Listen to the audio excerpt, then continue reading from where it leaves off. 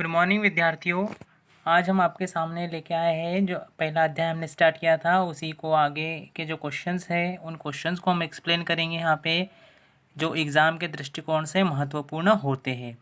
ठीक है, चलिए तो पहला क्वेश्चन हम एक्सप्लेन करेंगे। जैसा पहला क्वेश्चन दिया है यहाँ पे, रेडियोधर्मी पदार्थों से प्रदूषण कैसे फैलता है। ठीक है, रेडियोधर्मी पदार्थ जैसे आपका यूरेनियम हो गया, थोरियम हो गया, ये सारे क्या है, रेडियो एक्टिव कंपोनेंट तत्व है। ठीक है, पदार्थ है। ठीक है, मतलब इनसे बहुत मात्रा में क्या होता है, रेडिएशंस फैलता है। ठीक है, तो ये कैसे फैलाते हैं उसी को हम यहाँ पे डिस्कस करेंगे। तो यहाँ पे जो दिया है आपका पहला, रेडियोधर्मी पदार्थ वातावरण में प्रवेश करके रेडियोधर्मी प्रदूषण उत्पन्न करते हैं। यूरेनियम, थोरियम, सीजियम, स्ट्राशियम, प्लूटोनियम, कोबाल्ट जैसे रेडियो सक्रिय तत्व नाभिक प्रतिक्रियाओं में काम आते हैं। ठीक है, जो नाभिक की प्रतिक्रियाएं होती है उनमें ये काम आते हैं। ठीक है, ये तत्व ही रेडियोधर्मी प्रदूषण के कारक है। ठीक है, मतलब जो रेडियोधर्मी प्रदूषण होता है उनके लिए रिस्पॉन्सिबल जिम्मेदार कौन है, तो ये सारे तत्व हैं जिनके नाम हमने अभी लिए हैं। परमाणु बमों के निर्माण तथा परीक्षण रेडियोधर्मी प्रदूषण फैलाते हैं। रेडियोधर्मी पदार्थों में फैले विकिरण के प्रभाव दूरगामी होते हैं। ठीक है, मतलब जो विकिरण का प्रभाव होता है वो क्या होता है, दूरगामी होता है। ठीक है, परमाणु परीक्षणों के दौरान अधिक ऊर्जा निकलने से मानव व जीव जंतुओं की कोशिकाएं नष्ट हो जाती है।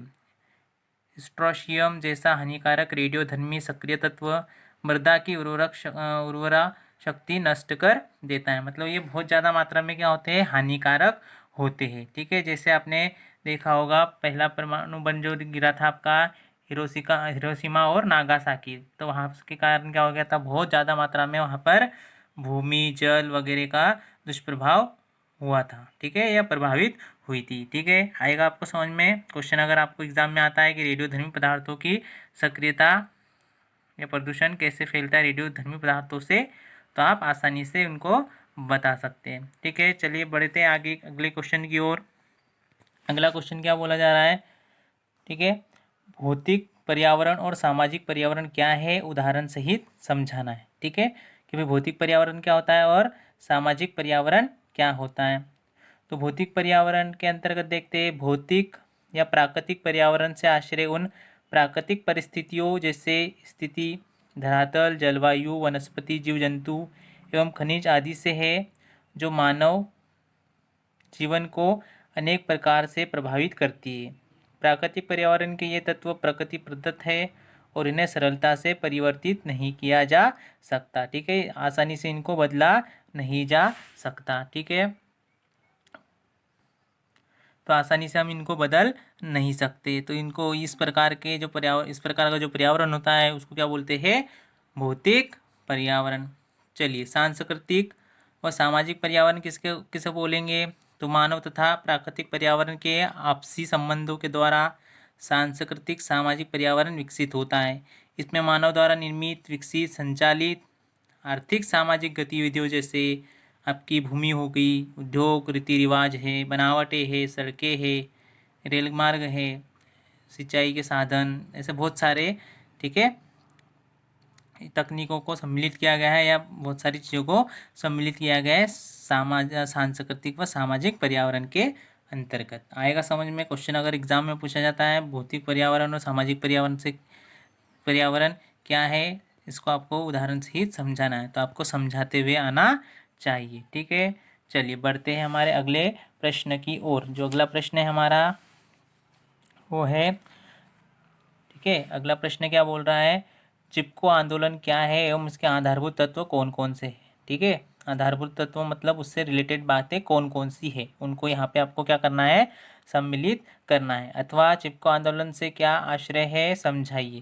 तो चिपको आंदोलन को आपको समझाना है।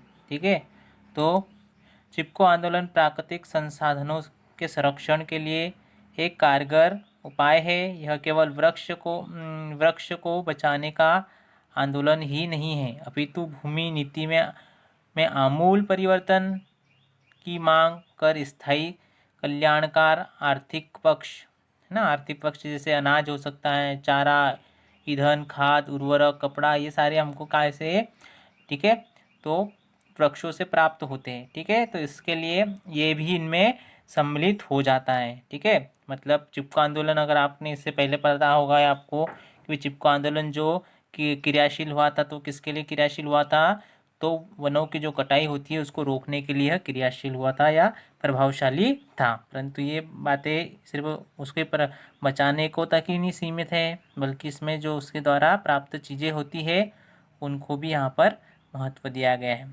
ठीक है, इस आंदोलन में महिलाओं की भागीदारी उल्लेखनीय है। इस आंदोलन की सफलता ने सिद्ध कर दिया कि गहन समस्या का निदान केवल नियम कानून बनाने से ही संभव नहीं होता। इसके लिए जन चेतना और अधिकारों की समीक्षा होना भी आवश्यक है। ठीक है, तो इस तरीके से आपको ये क्वेश्चन कंप्लीट करना है। ठीक है, चलिए अगला जो प्रश्न है हमारा वह है पर्यावरण प्रभाव अनुमानक के प्रमुख उद्देश्य बताइए। ठीक है, पर्यावरण प्रभाव अनुमानक, ठीक है, मतलब क्या अनुमानक होना चाहिए उसके लिए, मतलब पर्यावरण प्रभाव बना रहना चाहिए उसके लिए क्या क्या बातें हो सकती है, तो इन बातों को सम्मिलित किया गया यहाँ पे। तो इसके जो मुख्य उद्देश्य है वो इस प्रकार है, निम्नलिखित है। पर्यावरण की गुणवत्ता बनी रहे। ठीक है, मतलब पर्यावरण की गुणवत्ता यथावत क्या होनी चाहिए, बनी रहना चाहिए। पर्यावरण को विघटन से बचाया जाए ताकि उपचार किया जा सके। ठीक है, पर्यावरण को विघटन से बचाना है, मतलब पर्यावरण खत्म ना हो जाए।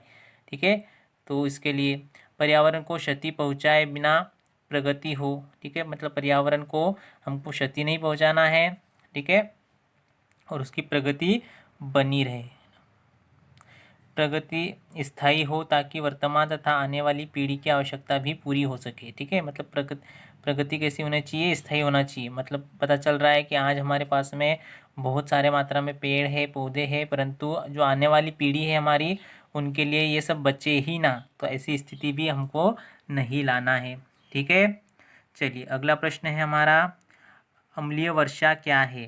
ठीक है, ये बहुत ज़्यादा इम्पोर्टेंट है, ये एग्ज़ाम की दृष्टि से पूछा ही जाता है। अम्लीय वर्षा क्या होती है, तो अम्लीय वर्षा क्या होती है, देखो, कारखाने से निकली विषाक्त सल्फर डाइऑक्साइड, नाम याद रखना है आपको, विषाक्त सल्फर डाइऑक्साइड तथा नाइट्रोजन गैसें जैसे नाइट्रिक ऑक्साइड है ना, वायुमंडल में मिलकर वहाँ की विद्यमान वाष्प के साथ क्रिया करके क्रमशः सल्फ्यूरिक अम्ल तथा नाइट्रिक अम्ल बनाती है।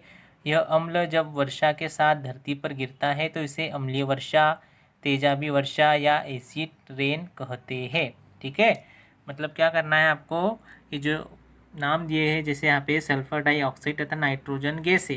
ठीक है, तो ये मिलकर क्या करती है, सल्फ्यूरिक अम्ल तथा नाइट्रिक अम्ल बनाती है, और जिनके कारण फिर क्या होता है, जो वर्षा होती है, ठीक है, वहाँ की जो जलवाष्प समाप्त करके, तो ये इस प्रकार की वर्षा को क्या बोलते हैं, अम्लीय वर्षा बोलते हैं, या तेजाबी भी बोलते हैं, या फिर एसिड रेन भी बोलते हैं, क्योंकि एसिड बनता है। ठीक है, अम्ल बनता है।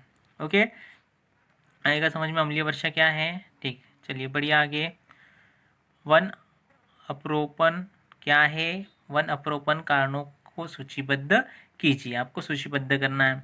वन अप्रोपन के कोई 3 कार्य लिखिए, अथवा ऐसा भी क्वेश्चन आपका आ सकता है। ठीक है, तो क्या चीज़ होती है ये, इसको जानेंगे हम। जैसे देखो यहाँ पे क्या दिया है, वन अप्रोपन का आश्रय है वनों को काटना या किसी क्षेत्र से पेड़ों का सफाया करना। ठीक है, मतलब पेड़ों को काट देना या उनका सफाया करना। ठीक है, ये क्या होता है, अपरोपण होता है। वनों का कम होना विभिन्न मानवीय प्रयासों का फल है। विशाल बांधों के निर्माण के से जल विद्युत परियोजनाओं के प्रारंभ करने से बिजली वितरण तथा रेल लाइनों एवं सड़क के विस्तार से आवासीय क्षेत्रों के फैलाव से और ईंधन की आपूर्ति तथा उद्योगों के लिए वृक्षों की कटाई से भी वनों को नुकसान हुआ है। मतलब बहुत ज़्यादा मात्रा में, जैसे कोई जल बांध बनाना है तो जंगल में नदियाँ होती है, वो वहाँ पर हम क्या कर सकते हैं, उसको काटना पड़ता है।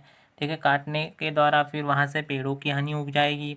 ठीक है, बिजली वितरण के लिए भी कई बार पेड़ों को काटा जाता है। ठीक है, उसके बाद में रेल मार्ग की स्थापना करने के लिए, रेल मार्ग बनाने के लिए भी ठीक है, काटा जाता है। कई बार आवासीय क्षेत्रों के लिए उनको काटा जाता है। तो इस प्रकार से वन अपरोपण के कई कारण हैं, मतलब वनों को काटने के कई कारण हो सकते हैं। तो कम से कम 3 आपको पता होना चाहिए, क्योंकि एग्जाम में 3 या 4 क्वेश्चन पूछे जाते हैं।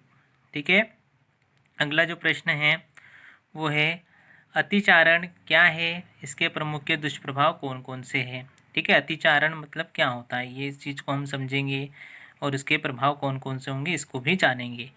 तो पशुओं द्वारा वनस्पति के अधिक चारण को अतिचारण कहा जाता है। ठीक है, मतलब पशुओं द्वारा वनस्पति के अधिक चारण को, मतलब बार बार उसी में चराया जा रहा है, तो वहाँ पे क्या होगा, आपका अतिचारण हो जाएगा।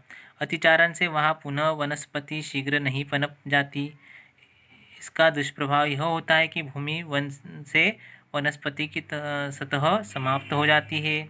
भूपर्दन के कारण भूमि के मरुस्थल में परिवर्तन होने का खतरा उत्पन्न हो जाता है।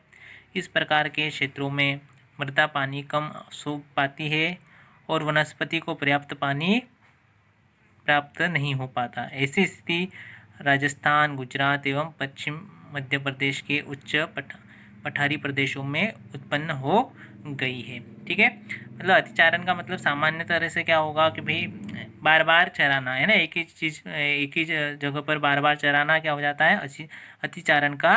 अतिचारण जैसे नाम से स्पष्ट हो रहा है। ठीक है, ज़्यादा बार चराई करना, उसके कारण क्या हो जाएगा, वहाँ की जो भूमि होगी, भूमि की ऊपरी सतह पर जो घास होती है वो वनस्पति वहाँ की क्या हो जाएगी, समाप्त हो जाएगी, क्षीण हो जाएगी। ठीक है, अब इसके आगे के क्वेश्चन हम अगले वीडियो में एक्सप्लेन करेंगे। मुझे आशा है कि आपको ये क्वेश्चन समझ में आए होंगे और एग्ज़ाम के दृष्टिकोण से यह महत्वपूर्ण क्वेश्चंस होते हैं। ठीक है, आपको इसको समझना है और याद करना है। ठीक है, धन्यवाद।